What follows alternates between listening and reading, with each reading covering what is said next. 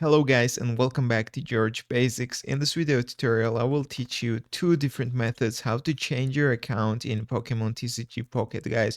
First of all I will show you the first method. Let's open the app. So we need to click the three lines in the bottom right menu and then you need to click the last option which is other. And you can see the gear icon right here, so you need to click other and then from here you need to go to the account. And right here, you need to press delete save data.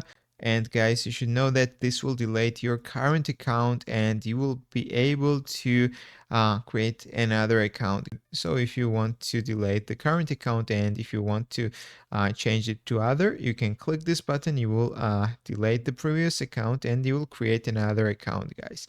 Or also you can do the simple thing, guys. You can just uninstall the app from your Android or iOS phone, guys. Just delete the app, go to App Store or Play Store. It depends on your system, guys, and re-download the app again into your device. Once you will install the app, you will be able to create a new account in Pokemon TCG Pocket, guys. So that's all I want to show you. If this video was helpful for you, don't forget to click the like buttons and don't forget to subscribe.